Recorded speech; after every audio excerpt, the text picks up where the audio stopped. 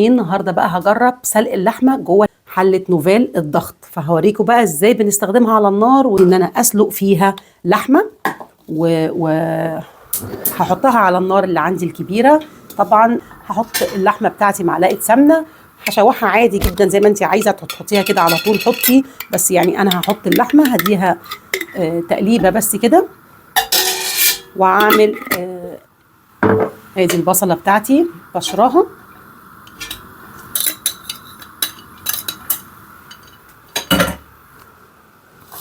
ويا دوبك السمنه هتفك كده والحله تسخن. شايفين طول البوتاجاز والحله عاليه قوي قوي قوي عني، فالبوتاجاز هنا اعلى من بتاعي في القاهره. هجرب فيها نص كيلو لحمه، حتى لو هتحطيها مسلوقه يعني مش هتشوحي ولا تعملي، ده حاجه براحتك. التوابل بتاعتي الملح هحطه عادي جدا في حله الضغط، ملح وفلفل لان انا مش هفتح تاني، ملح وفلفل، والتوابل بتاعتي كلها بتتحط في حله الضغط، عكس الحله اللي احنا بنعمل عادي بنحط اللحمه الملح متاخر يعني. بصوا الفيديو التاني اللي ما شافش الفيديو يرجع له، هحطه لك في الاي اللي هتظهر فوق، انا شارحه الحله كاملا فيها وازاي نشغلها، بس انا حابه ان انا اوريها لك وانا بستخدمها على النار واسمعك الصفاره اللي بتحصل والبخار اللي بيبقى طالع من الحله طالع ازاي. ابتدي بقى احط الميه بتاعتي، هي في الحله علامه ان هي بيقول لك ما تعديش العلامه دي، فما تزوديش الميه عن العلامه. طبعا انا مش هحتاج ان انا ازود ده كله، انا هحط اللتر ونص هكتفي بيهم في الميه موجوده. هشيلها بس مع النار وهوريكم انا هقفلها ازاي عشان تبقى في مستوايا، لان هي انا قصيره قوي. الحله اهي زي ما احنا شايفين، ده الغطا واحنا شارحينها قبل كده، هترجعي للشرح بتاعها. ما بنحطش الستوب عند اليد، لا باجي جنبها كده شويه، والمهم ان انا اتاكد ان الجوان بتاعها سليم وكل حاجه سليمه. هبتدي ان انا احط الغطا كده اهو، هي لسه ما قفلتش، هعمل التكه بتاعتها كده الحله قفلت تمام. انا هنا بعمل ايه؟ بعمل لحوم، يبقى هجيبها عند اللحوم، برنامج بتاعها هجيبه عند اللحوم كده. انا خلاص وهبتدي احسب الوقت بتاعها بعد ما الصفاره تبتدي تصفر، يعني الوقت انا كده ما بحسبهوش خالص، انا كده لسه ما حسبتش الوقت بتاعها. الوقت بتاعها هنحسبه بسم الله لما نحطه على النار ونشوف بقى هي هتعمل وقتها قد ايه وتصفر امتى. هي المفروض تصفر بعد 10 دقائق بعد ما تبتدي ان هو البخار والضغط بتاعها يوصل للنار او الغليان، يبقى في الحله هنبتدي نسمع صوت الصفاره وصوت البخار.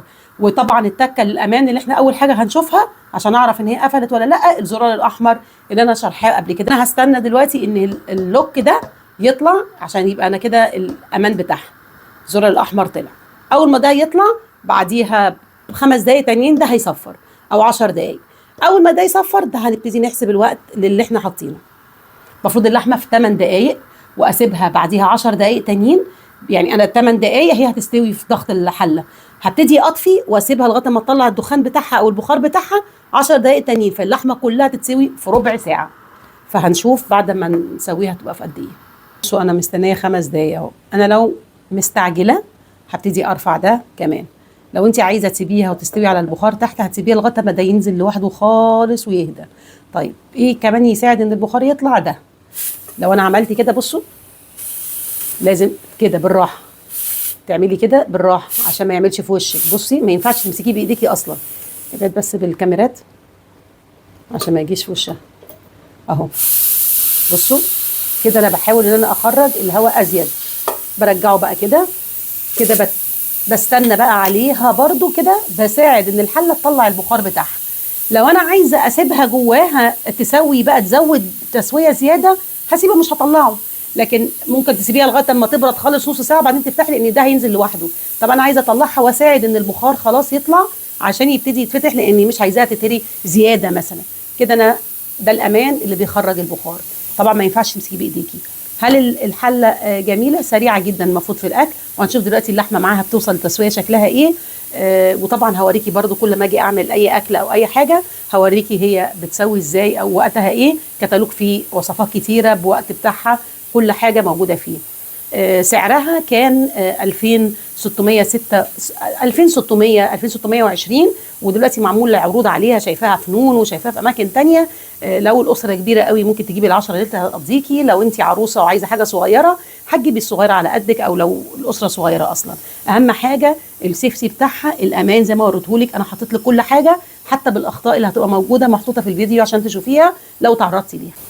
هنفتح دلوقتي ونشوف بعد ما اللوك ده ينزل. شايفين كده؟ انا امان جدا ان انا افتح لان اللوك نزل بعد ما رفعت ده ب5 دقايق بالظبط. ده بيساعد ان هو ينزل. هناخد بقى الحله كده مع البوتاجاز، انزلها كده بالراحه. خلي بالك لانها لو انت ماليها قوي بالشوربه او كده هتبهدلك الدنيا شوربه. بصوا بسم الله، هبتدي افتح كده بالراحه. انا كده فتحت الحله.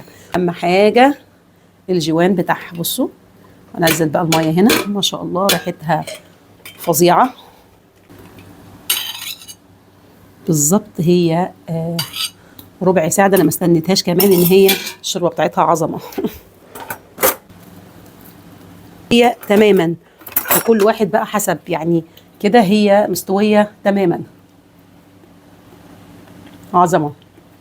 وزي ما قلت لك انت ممكن تسيبيها لغايه ما تسوي، ما ترفعيش ده خالص لو انت مش مستعجله على الاكل. شكرا، اشوفكم فيديوهات تانيه على خير.